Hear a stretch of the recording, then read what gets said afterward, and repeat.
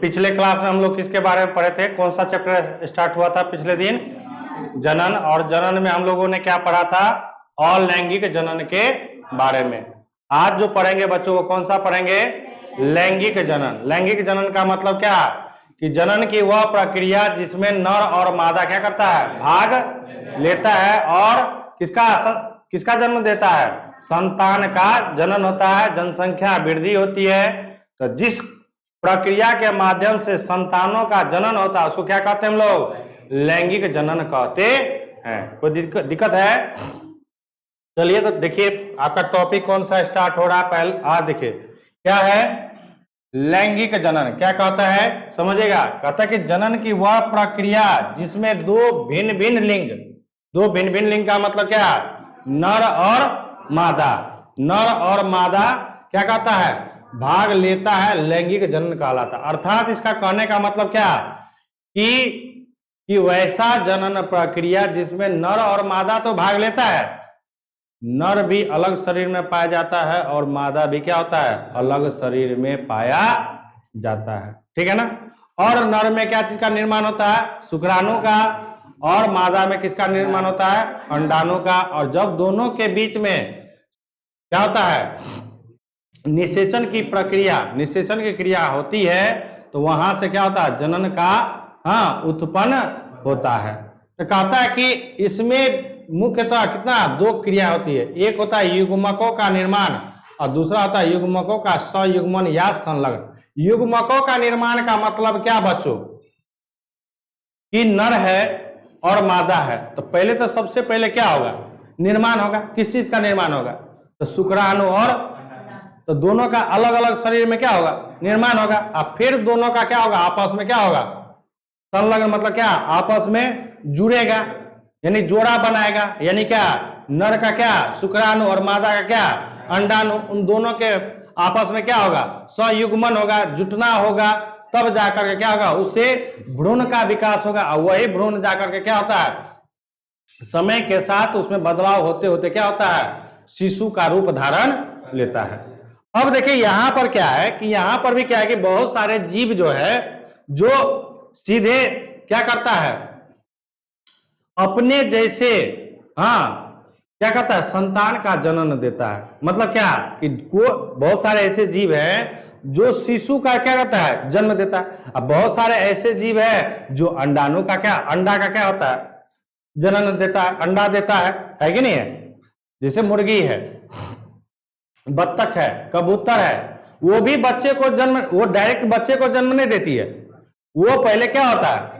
अंडा देती है। फिर उस अंडा को क्या किया जाता है? वो सेकती है। यानी वो अपने शरीर का गर्मी देखता होगा कि तुम लोग जहां पर मुर्गी और बत्तख क्या होता है? अंडा देती है तो कुछ समय के लिए क्या होता है? वो अंडे पर बैठी रहती है। क्यों बैठी रहती है?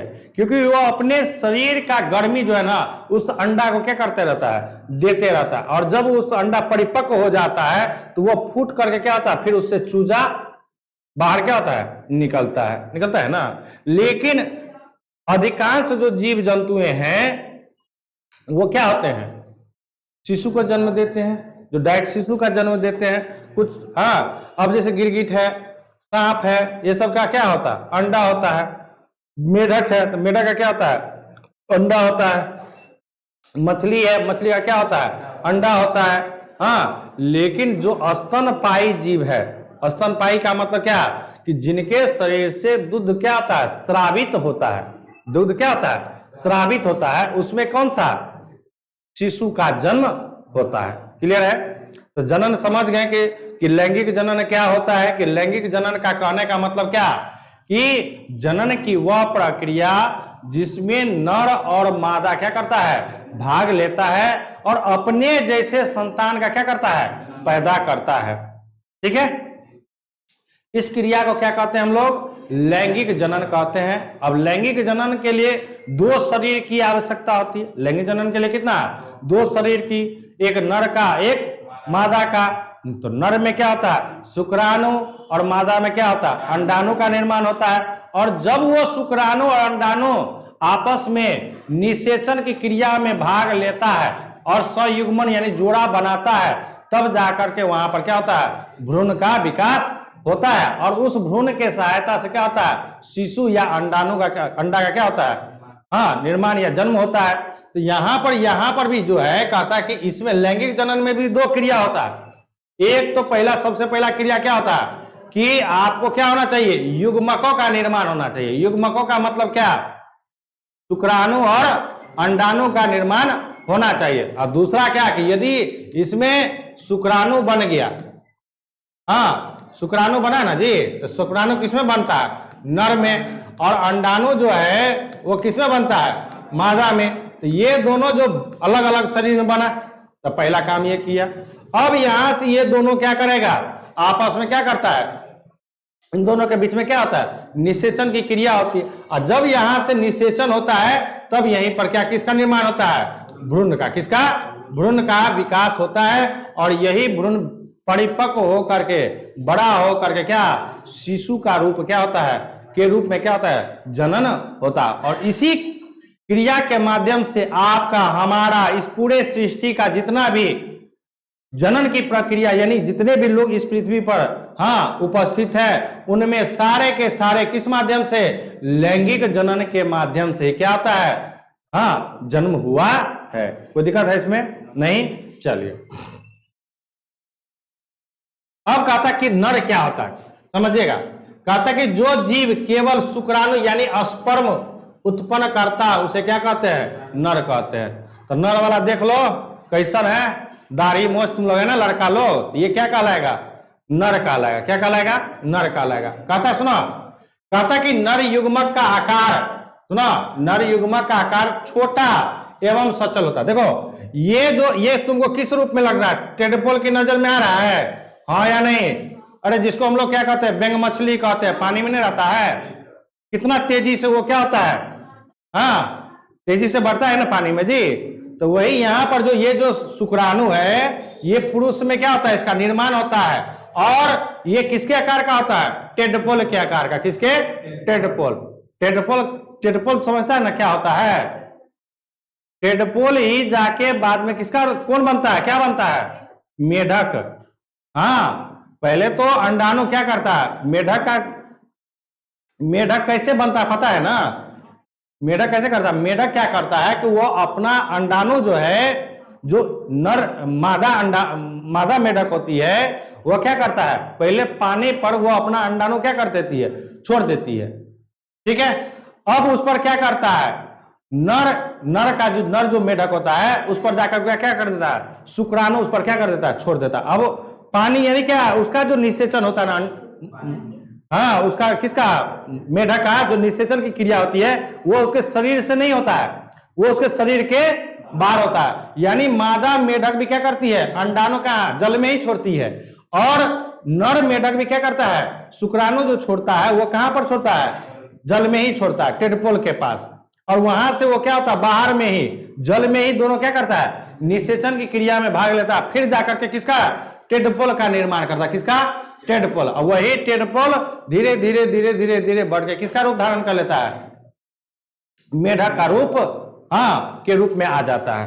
तो यहां पर भी समझना है कि ये जो नर का जो शुक्राणु का जो आकार जो होता है वो काफी क्या होता है, छोटा, लेकिन सचल होता है। सचल का मतलब क्या, कि काफी तीव्र गति से चलने वाला होता है, समझिएगा। कहता है कि इसका जो आकार होता है नर युग्मक का, वो क्या होता है, छोटा होता है, लेकिन वो काफी तेजी से क्या होता है, चलता है। कहता है कि नर में बनने वाला शुक्राणु स्पर्म की आकार क्या होता है, टेडपोल की तरह होता है। कहता है कि नर में जो शुक्राणु जो बनता है या स्पर्म जो बनता है उसका जो आकार होता है वो क्या होता है, टेडपोल होता है। इसका विस्तृत भी जानेंगे, अभी तो थोड़ा आपको क्या कर रहे हैं, थोड़ा थोड़ा इसका दिखा रहे हैं। तो जब जहां पर नर के बारे में पढ़ेंगे तो वहां पर शुक्राणु कहां बनता है, नर का किस भाग में, नर का कौन कौन सा भाग, क्या किसका क्या काम है, हाँ, वो सारा चीज हम लोग क्या करेंगे, हाँ, उसको पढ़ेंगे। तो यहाँ पर थोड़ा सा हम आपको दिए हैं कि नर क्या होता है,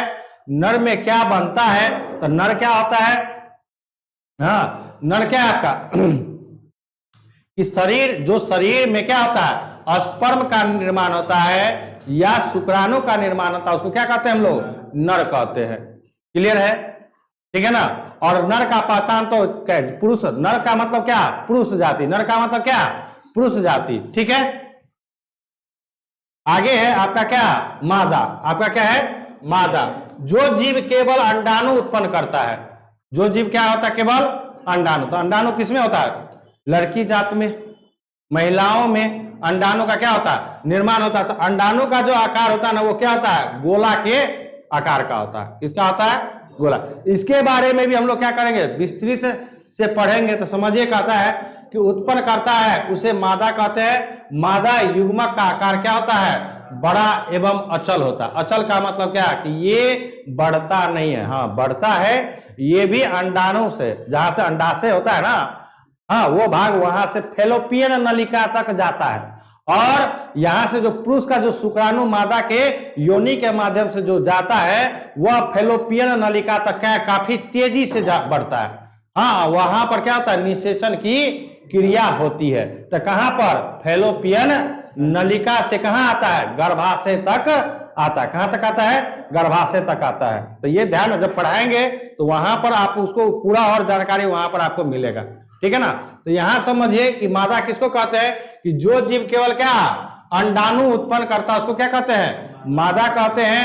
और मादा में जो उसका आकार क्या होता है, अंडाणु। अंडाणु का जो आकार होता है वो क्या होता है, बड़ा होता है। और ये अचल होता है। अचल का मतलब क्या है, ये तीव्र गति से बढ़ता नहीं है। क्लियर है। अब जो है आपका समझिएगा, कहता कि लिंग के आधार पर, किसके आधार पर, लिंग के आधार पर जीव को कितने भागों में बांटा गया है, दो। एक होता है एक लिंगी और दूसरा क्या होता है, द्विलिंगी या उभय लिंगी या हार्माफ्रोडाइट या बाइसेक्सुअल कहते हैं। समझिएगा, एक लिंगी का मतलब क्या, नानी है एक लिंगी। एक लिंगी का कहने का मतलब यह है कि नर का शरीर अलग, मादा का शरीर अलग। और यहां पर द्विलिंगी का मतलब क्या, कि जिसमें नर का भी कुछ गुण हो और मादा का भी जैसे कुछ गुण हो, उसको क्या कहते हैं हम लोग, हाँ, द्विलिंगी कहते हैं। जैसे हम लोग के समाज में हाँ बहुत सारे ऐसे पुरुष होते हैं या स्त्री, बच्चा का जो जन्म होता है तो कुछ ऐसे बच्चों में हाँ जो नर का भी गुण होता है और मादा का भी गुण होता है, तो जिसको हम लोग क्या कहते हैं, अपना ठेसी भाषा में क्या कहते हैं, उसको किन्नर कहते हैं। किन्नर कहते हैं ना। तो किन्नर किसको कहते हैं, कि जिसमें नर का भी गुण होता है और कुछ अंश तो क्या है, मादा का, या मादा का भी गुण हो लेकिन कुछ अंश क्या है, नर का। यानी उसमें क्या, संतान पैदा करने की क्षमता क्या होता है, नहीं होता। उसी को क्या कहते हैं हम लोग, अब किन्नर। ऐसे तो बहुत सारी महिलाओं को भी संतान पैदा करने का गुण नहीं होता, तो क्या उसको भी किन्नर कहेंगे, नहीं। यानी क्या, कि वो बच्चा पैदा तो नहीं कर सकते लेकिन दोनों का क्या होता है, गुण उपस्थित होता है। उसी को हम लोग क्या कहते हैं, द्विलिंगी या उभयलिंगी या क्या कहते हैं, बाइसेक्सुअल कहते हैं। क्लियर है, यहां पर कोई दिक्कत नहीं है। तो समझिए, कहता है कि एक लिंगी किसको कहते हैं, कहता है वैसे जीव जिसमें नर और मादा अलग अलग वेष्टियों मतलब शरीर में पाया जाता है, जिसमें नर शुक्राणु को जबकि मादा क्या, अंडाणु को निर्माण करता है, एक लिंगी जीव कहलाता है। जैसे में देखिए, समझिएगा, जैसे में मनुष्य है ना जी, है कि नहीं है, मेढक है कि नहीं है, सांप है ना, उसके बाद क्या, बोलिए, बंदर। बंदरे पर ध्यान गया डायरेक्ट, गाय पर नहीं है। भैंस, कुत्ता, बिल्ली, हाँ, घोड़ा, इस सब पर बात देखो, घोड़ा, गधा, हाँ, इस सब में कितना ध्यान है, समझेगा। ये जो जितने भी जीव का हम लोग नाम लिखे हैं, ये सारा का सारा क्या है, एक लिंगी जीव है। क्लियर है, समझ रहे ना, कि लिंग के आधार पर, लिंग का मतलब क्या, लिंग का मतलब क्या, लिंग क्या होता है, कि किसमें शुक्राणु का निर्माण होता है और किसमें अंडाणु का निर्माण होता है, वही ना लिंग होगा, वही ना लिंग निर्धारण करेगा कि कौन पुरुष है और कौन क्या है, मादा है। यदि पुरुष कोई शुक्राणु को निर्माण उसके शरीर में बन रहा है तो इसका मतलब क्या है, कि वो क्या है, तुम्हारा पुरुष है। और जिसमें अंडाणु का निर्माण होता है वो समझ जाएंगे क्या क्या, वो मादा है। तो लिंग का आधार का मतलब क्या, कि जिसमें हाँ नर और मादा, नर और मादा का मतलब क्या, शुक्राणु और अंडाणु का निर्माण करने की क्षमता अलग अलग शरीर में होता है, एक ही शरीर में नहीं, अलग अलग शरीर में होता है, उसको क्या कहते हैं हम लोग? एक लिंगी जीव कहते हैं। याद हो गया? कोई डॉट है इसमें? याद हो जाएगा ना, कोई दिक्कत नहीं ना इसमें। तो कोई भी पूछेगा कि नर किसको कहते हैं, तो समझ गए कि जिस जीव में शुक्राणु या स्पर्म का निर्माण होता है उसे क्या कहते हैं? नर कहते हैं। नर में जो शुक्राणु बनता है उसका आकार छोटा होता है और वो क्या होता है? सचल होता है। सचल का मतलब क्या? वो काफी, उसमें क्या होता है? गतिशील होता है। उसका जो शुक्राणु का जो होता है वो काफी तीव्र गति से गतिशील होता है। जबकि अंडाणु का मतलब मादा की बात कहते हैं, तो जिसमें अंडाणु का निर्माण होता है उसे क्या कहते हैं? मादा कहते हैं। और मादा का आकार जो होता है ना वो किसके? नर के शुक्राणु के आकार से क्या होता है? बड़ा होता है। और ये क्या होता है? अचल होता है। ठीक है, फिर है आपको क्या, उसी के आधार पर लिंग का निर्धारण हुआ। हाँ, किसके आधार पर? हाँ, शुक्राणु और अंडाणु के जो निर्माण होता है उसी के आधार पर क्या हुआ? लिंग निर्धारित हुआ। तो लिंग कितने प्रकार के? 2 प्रकार के। एक होता है क्या? एक लिंगी। तो द्विलिंगी या इसको क्या कहते हैं? बाइसेक्सुअल कहते हैं। इसका कहने का मतलब क्या? एक लिंगी का मतलब क्या? नर है तो केवल उसमें नर का ही गुण होना चाहिए, मादा है तो केवल उसमें क्या चीज का गुण होना चाहिए? मादा का ही गुण होना चाहिए। लेकिन उभय लिंगी में क्या है कि नर का भी कुछ गुण होगा और मादा का भी कुछ गुण होगा, तो उसको क्या कहते हैं हम लोग? द्विलिंगी या बाइसेक्सुअल। तो एक लिंगी समझ गए, याद हो गया? कोई दिक्कत है इसमें? नहीं ना। चलिए, अब आपका है क्या? द्विलिंगी जीव क्या है? कहता कि वैसे जीव जिसमें नर और मादा एक व्यष्टि यानी शरीर में पाया जाता है उसको क्या कहते हैं? द्विलिंगी। जैसे हमारे समाज में किन्नर होते हैं, जैसे हमारे समाज में क्या होते हैं? किन्नर होते हैं। कहते हैं ना। तो किन्नर का मतलब क्या कि उनमें नर और मादा दोनों का कुछ ना कुछ क्या होता है? गुण उपस्थित होता है, इसलिए उनमें क्या कहते हैं? उसको बाइसेक्सुअल कहते हैं, या उसको क्या कहते हैं? उभय लिंगी नामी है। उभय लिंगी, उभय का मतलब क्या? उभय का मतलब क्या? उभयनिष्ठ हम लोग पढ़े ना। उभयनिष्ठ का मतलब क्या? कि जो दोनों में क्या हो? दोनों का गुण उसमें क्या हो? उपस्थित हो, इसलिए उसको हम लोग क्या कहते हैं? बाइलिंग। और भी बोलिए, जैसे कि और बोलिए, पपीता। पपीता भी होता है। हाँ, सरसों में भी गुण होता है सरसों। हाँ, तो ये सब क्या है? उभय लिंगी है। ये सब क्या है? उभय लिंगी है, जिसमें नर और मादा दोनों का क्या होता है? गुण पाया जाता है। कोई दिक्कत है इसमें? नहीं। गुड़हल, हाँ गुड़हल, गुड़हल नहीं समझता है? समझो, ये क्या है का देखते हैं ना, समझिएगा।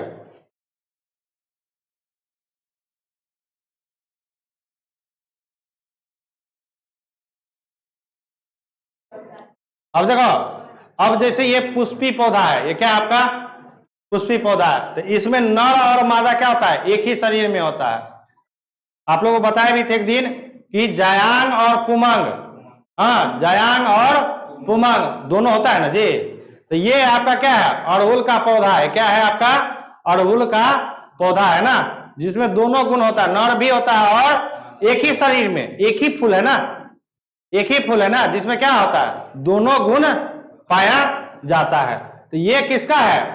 द्विलिंगी का। किसका है? जिसमें दोनों गुण पाया जाता है, यानी नर भाग भी और मादा भाग भी पाया जाता है। क्लियर है?